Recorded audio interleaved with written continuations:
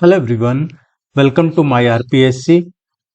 Current affairs of Rajasthan के जो most important MCQs हैं वो आपको रेगुलर बेसिस पे करवाए जा रहे हैं। इसके दो पार्ट हो चुके हैं, तीसरा पार्ट है आज।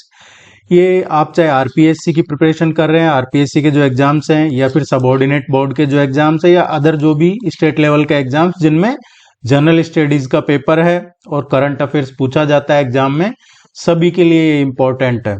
अगर आप नए हैं तो प्लीज चैनल को सब्सक्राइब कर लीजिएगा, वीडियो को लाइक कीजिए और कोई आपकी क्वेरी है तो कमेंट सेक्शन में मेंशन कीजिएगा।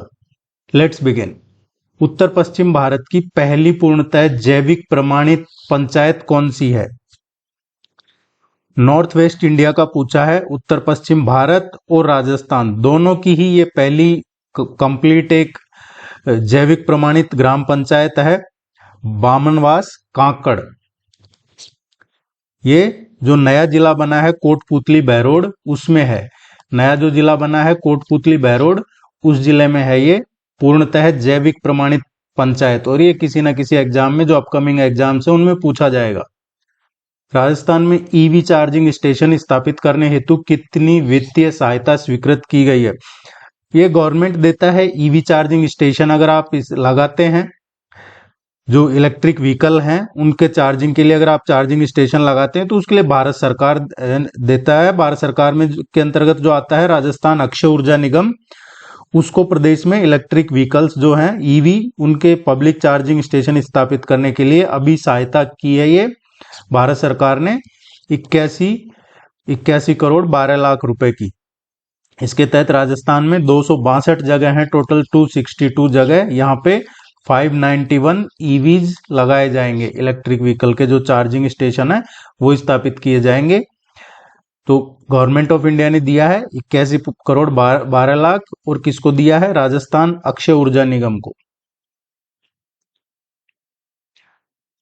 19वीं जूनियर राज्य स्तरीय वुशु प्रतियोगिता में किस जिले ने खिताब जीता है? 19वीं जूनियर राज्य स्तरीय वुशु प्रतियोगिता में किस जिले ने खिताब जीता है? अभी रिसेंटली 19वीं ये जूनियर राजस्थान राज्य स्तरीय वुशु कंपटीशन हुआ है जिसमें जयपुर ने ओवरऑल चैंपियन बनके और ये खिताब जीता है जयपुर ने।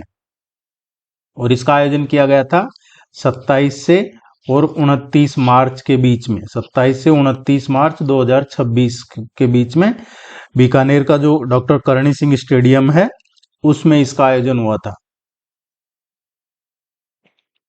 इनमें से कौन सा सही है ये आइडेंटिफाई करना है। अजमेर के हाथीखेड़ा क्षेत्र में बालिका सैनिक स्कूल बनाया जाएगा अभी, ये बिल्कुल करेक्ट है। गवर्नमेंट यहाँ पे बालिका जो सैनिक स्कूल है वो बनाएगा अजमेर में, हाथीखेड़ा क्षेत्र है यहाँ पे। इस विद्यालय के निर्माण पर लगभग 20 करोड़ रुपए की लागत आएगी, ये स्टेटमेंट भी सही है। राजस्थान का पहला बालिका सैनिक स्कूल अजमेर में स्थापित किया गया है। देखिए ये जो स्टेटमेंट है ये सही नहीं है, क्योंकि जो पहला बालिका सैनिक स्कूल है वो अजमेर में नहीं है। वो जो स्थापित किया गया था वो जयमलसर गांव है, जयमलसर गांव है। और ये जयमलसर गांव कहाँ पे है? बीकानेर में। ये बीकानेर में वहां स्थापित किया गया था और ये अब एक्टिव है। ये जो पहला बालिका स्कूल खोला गया था ये 11 जुलाई 2025 से ये एक्टिव है, अभी चालू है। तो ये स्टेटमेंट तीसरा सही नहीं है। बीकानेर के जयमलसर गांव में स्थापित बालिका सैनिक स्कूल 11 जुलाई से एक्टिव है, ये बिल्कुल करेक्ट स्टेटमेंट है। तो पहला, दूसरा और चौथा इसके तीनों करेक्ट स्टेट आंसर है। देखिए अगर आपको इनका पीडीएफ चाहिए, जो रेगुलर बेसिस पे आपको करंट अफेयर्स करवाए जा रहे हैं, इनका पीडीएफ डाउनलोड करने के लिए आप यहां से वेबसाइट विजिट कर लीजिएगा। अदरवाइज आपको वीडियो के नीचे कमेंट सेक्शन में, डिस्क्रिप्शन में इसका लिंक मिल जाएगा पीडीएफ डाउनलोड करने का, तो यहाँ से। और ये सिर्फ यही नहीं, आगे आपके को रेगुलर बेसिस पे करंट अफेयर्स मिलेंगे और उनका पीडीएफ आपको मिल जाएगा। हाल ही में किस राजस्थानी महिला डिजाइनर को अंतर्राष्ट्रीय स्तर पर गुड डिजाइन अवार्ड 2025 से नवाजा गया है? ये मिला है, ए इसका करेक्ट आंसर आएगा। इनको अभी रिसेंटली स्वीडन की है एक काफी मशहूर automobile company Volvo course company है, इसके साथ जुड़ी हुई थी ये, और इनको ये अवार्ड दिया गया है। ए इसका करेक्ट आंसर है। वर्ष 2025 के साहित्य अकादमी पुरस्कार से सम्मानित डॉक्टर जितेंद्र कुमार सोनी की चर्चित राजस्थानी कृति कौन सी? ये आपको आगे आने वाले एग्जाम में क्वेश्चन मिलेगा देखने को। इनको दिया गया है ये रिसेंटली साहित्य अकादमी पुरस्कार डॉक्टर जितेंद्र कुमार सोनी को, राजस्थानी कहानी संग्रह इनका भरखमा, बरखमा, इसके लिए ये अवार्ड दिया गया है इनको। 2024 का अगर पूछा जाए आपसे, देखिए ये जो है साहित्य अकादमी बीकानेर का मुरलीधर व्यास राजस्थानी कथा साहित्य पुरस्कार इनको पहले मिल चुका है डॉक्टर जितेंद्र कुमार सोनी को। और 2024 का पूछा जाए आपसे, राजस्थानी भाषा साहित्य अकादमी पुरस्कार अभी हाल ही दिए गए हैं। कौन से? राजस्थानी भाषा साहित्य अकादमी पुरस्कार। और उसमें 2024 का दिया गया है जो मुकुट मणिराज हैं इनको, मुकुट मणिराज, ये ध्यान रखना, इनको 2024 के लिए दिया गया है राजस्थानी भाषा साहित्य अकादमी पुरस्कार। 2023 का किसे दिया गया है? तो ये गज सिंह पुरोहित है, गज सिंह पुरोहित को 2023 के लिए दिया गया है। और 2022 का जो दिया गया था वो कमल रंगा है, कमल रंगा, उनको दिया गया था। तो ये नाम ध्यान रखने हैं आपको। एक बार आपसे फिर से रिक्वेस्ट रहेगा कि चैनल को सब्सक्राइब करके सपोर्ट जरूर कीजिएगा। राजस्थान के किस संस्थान ने मार्च 2026 QS world university ranking by subject के 16वें संस्करण में शीर्ष 50 संस्थानों में अपना स्थान बनाया? राजस्थान का कौन सा इंस्टीट्यूट है जिसने अभी रिसेंटली ये क्यूएस वर्ल्ड यूनिवर्सिटी, वर्ल्ड की जितनी भी यूनिवर्सिटीज है उनकी रैंकिंग जारी करता है, आती है, और उसमें 50 टॉप में राजस्थान का कौन सा इंस्टीट्यूट है? तो जो Birla institute of technology and science है उसको टॉप 50 में जगह मिली है।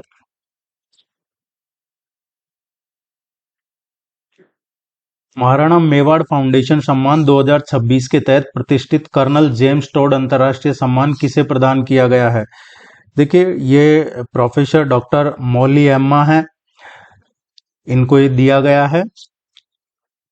ये उदयपुर में हुआ था इसका आयोजन, 42वां जो राज्य स्तरीय समारोह था इसका आयोजन 15 मार्च 2026 को हुआ था उदयपुर में। और वहां पे इनको ये अंतर्राष्ट्रीय स्तर का जो कर्नल जेम्स टोड सम्मान है ये दिया गया था। और इसी समारोह में एक पत्रकार हैं कमलेश किशोर सिंह, ये कमलेश किशोर सिंह ये पत्रकार हैं, और इनको हल्दीघाटी सम्मान और पंडित हरिप्रसाद चौरसिया को डागर घराना सम्मान दिया गया था। इनको कौन सा सम्मान दिया गया था? कमलेश किशोर सिंह को हल्दीघाटी सम्मान, और पंडित हरिप्रसाद चौरसिया को डागर घराना सम्मान दिया गया था। इनको पंडित हरिप्रसाद चौरसिया को डागर घराना। राजस्थान में मुख्यमंत्री युवा स्वरोजगार योजना के संबंध में कौन सा कथन सही नहीं है? सही कौन सा नहीं है इसके संबंध में? मुख्यमंत्री युवा स्वरोजगार, इसमें 10 लाख युवाओं को रोजगार अवसर प्रदान करना इसका उद्देश्य है। इस योजना की जो एज क्राइटेरिया 18 से 45 साल के सभी युवा पात्र हैं इसमें, ये सही है। इस योजना हेतु न्यूनतम शैक्षणिक योग्यता 8वीं उत्तीर्ण है, बिल्कुल 8वीं पास ही है। ये योजना 15 जनवरी 2026 को प्रारंभ हुई है। ये योजना 15 जनवरी को नहीं हुई है, ये 12 फरवरी 2026 से शुरू की गई है।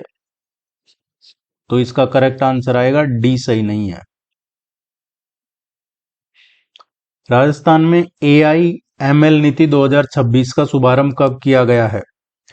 राजस्थान में AIML artificial intelligence machine learning जो नीति है उसकी बात हो रही है, आर्टिफिशियल इंटेलिजेंस और मशीन लर्निंग पॉलिसी, इसका शुभारंभ किया गया है। चीफ मिनिस्टर ने इसका जयपुर में शुभारंभ किया था 6 जनवरी 2026 को।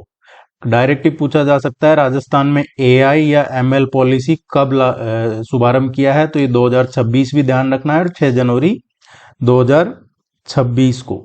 सी इसका करेक्ट आंसर आएगा।